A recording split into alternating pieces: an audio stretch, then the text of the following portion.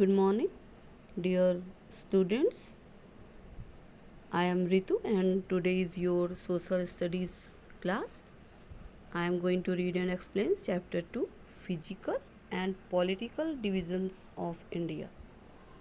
India is located in the southern part of the continent of Asia. It is the seventh largest country in the world. It is the second most populous country in the world. Bharat Asia महाद्वीप के दक्षिणी हिस्से में स्थित है।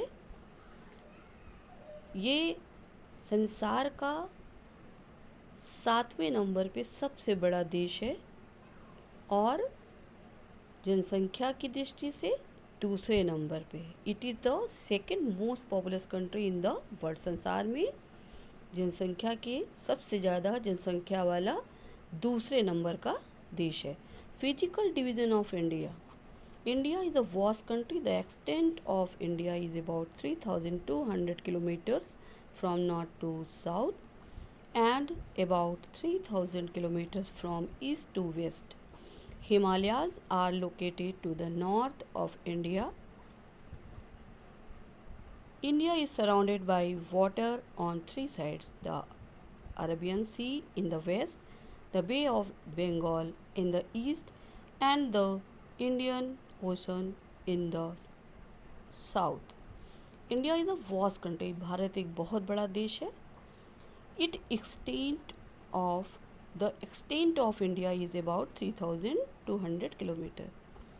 From north to west. North to west means उत्तर से दक्षिण तक 3,200 किलोमीटर की रेंज में फैला हुआ है और 3,000 kilometre from east to west, पूरब से पश्चिम की ओर फैला हुआ है ये. Himalayas are located to the north of India. और ये जो हिमालय हैं, हिमालय की चोटियाँ, ये भारत के उत्तरी हिस्से में स्थित हैं. India is surrounded by water on three side. तीन तरफ से भारत हमारा जो है ये पानी से घिरा हुआ है. The Arabian sea in the west, पश्चिम में अरबियन सी है, ईस्ट में यानी पूरब में bay of Bengal and the Indian ocean in the south, और दक्षिण में इंडियन ओशन है. India's landscape is very varied. It can be divided into 6 different physical divisions.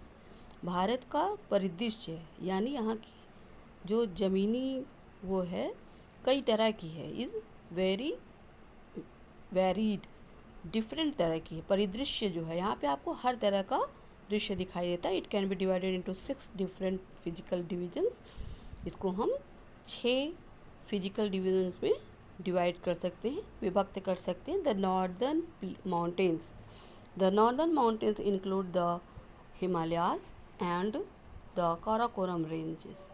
The Himalayas from the northern border of India and the highest mountain range in the world.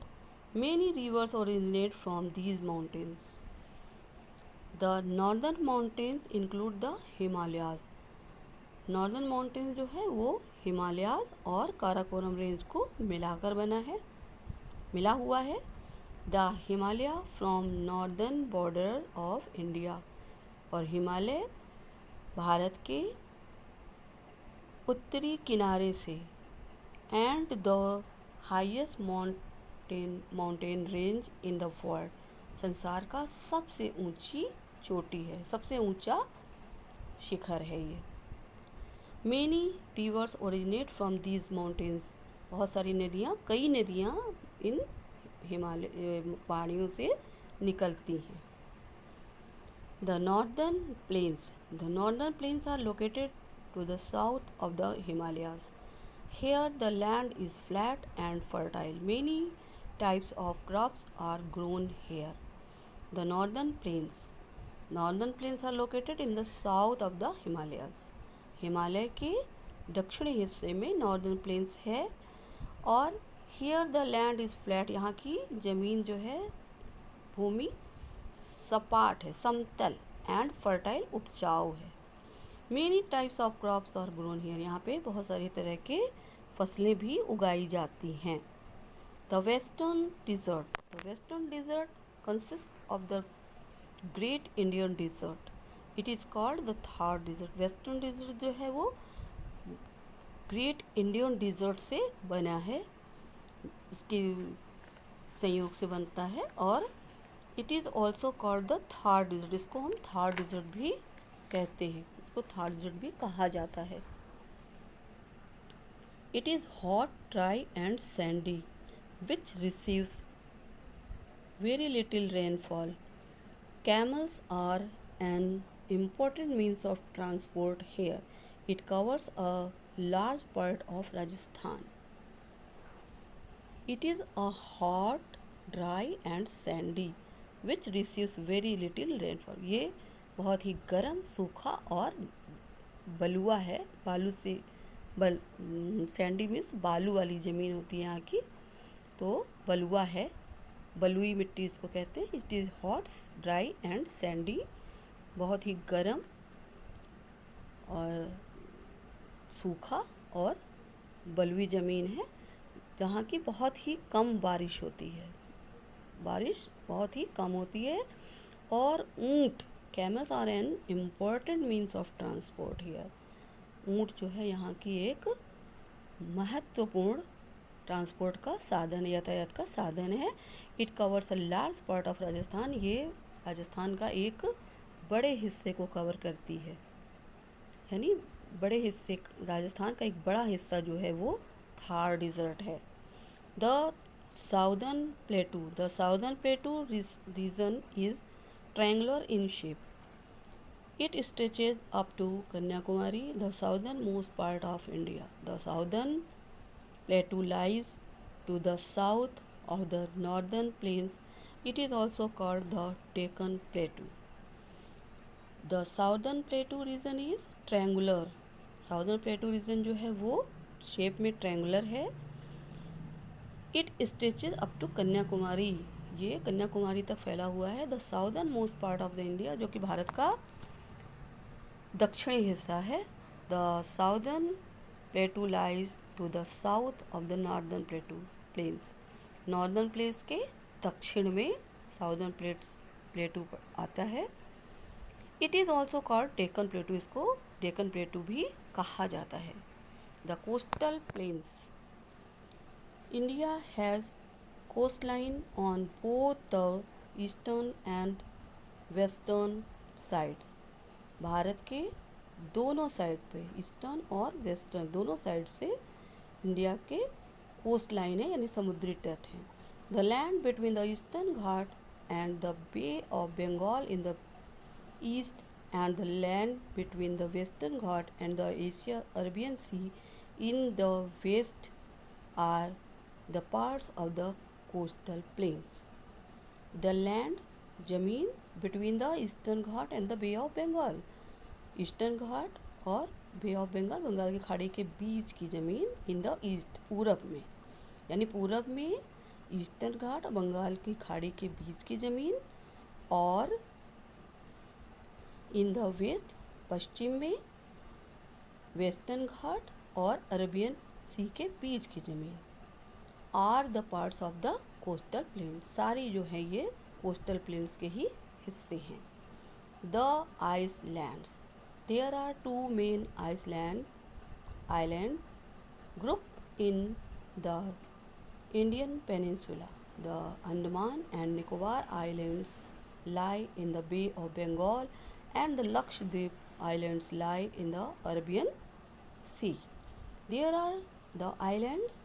There are two main island groups in the Indian peninsula. Indian peninsula means जो भारत का हमारे तीन ओर से पानी से घिरा हुआ हिस्सा है, उसके मुख्य रूप से दो आइलैंड्स ग्रुप हैं. पहला है अंडमान एंड निकोबार, जो कि lies in the bay of Bengal, Bengal की खाड़ी में पड़ता है. And the Lakshadweep island lie in the Arabian sea. और दूसरा है लक्षद्वीप, जो कि अरेबियन सी में स्थित है. Political divisions of India. India became a free country on 15th August 1947. New Delhi is the capital of India. It is governed by the central government. यहाँ पे आपको पॉलिटिकल डिवीज़न ऑफ इंडिया के बारे में बताया जा रहा है। India became a free country on 15 August 1947। India 15 अगस्त 1947 को स्वतंत्र देश हो गया। New Delhi is the capital of city of India. Bharat की राजधानी है नई Delhi. And it is govern by the central government. ये सेंट्रल गवर्नमेंट यानी केंद्र शासन के द्वारा, केंद्र सरकार के द्वारा गवर्न की जाती है, शासित है। The president, the prime minister and other ministers of the central government live here. हमारे राष्ट्रपति, प्रधानमंत्री और दूसरे मिनिस्टर जो सेंट्रल गवर्नमेंट के हैं यानी केंद्र सरकार के, वो यहाँ पे रहते हैं। यानी केंद्र सरकार के दूसरे मंत्री, हमारे राष्ट्रपति, प्रधानमंत्री और केंद्र सरकार के दूसरे मिनिस्टर्स जो हैं, मंत्री हैं, वो यहाँ पे रहते हैं। For better running of the country India is divided into smaller units called states and union territories. For better running of the country यानी कि देश को अच्छी तरह से चलाने के लिए भारत को छोटे यूनिट्स में, जिसको हम राज्य और केंद्र शासित राज्य कहते हैं, इसमें डिवाइड किया गया है।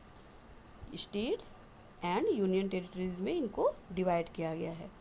States and union territories, states and union territories क्या हैं? India is divided into 29 states and 7 union territories. Bharat को 29 स्टेट और 7 यूनियन टेरिटरीज में डिवाइड किया गया है, बांटा गया है। Union territory including the national capital territory of India. Union territory भारत की जो नेशनल कैपिटल टेरिटरी है उनसे बना है। The union territories are directly under the central government. Union territories क्या होती हैं? वो डायरेक्ट सेंट्रल गवर्नमेंट के अंदर में होती हैं, सेंट्रल केंद्रीय सरकार के अंदर में काम करती हैं। Each state has a government called the state government. और हर राज्य का अपना एक गवर्नमेंट होता है जिसको हम स्टेट गवर्नमेंट कहते हैं, यानी राज्य सरकार कहते हैं। यानी हर राज्य की एक सरकार होती है जिसे राज्य सरकार कहते हैं। All the states and union territories with their capitals have been given in the following list. All the states and union territories, सारे राज्य और यूनियन टेरिटरीज अपनी कैपिटल के साथ have been given in the following list, नीचे दिए गए list में दिए हुए हैं। And this is the list of states and their capitals. See and you have to learn it also. Okay, that's all for today, and I will teach next part in my next class next week. Okay, thank you.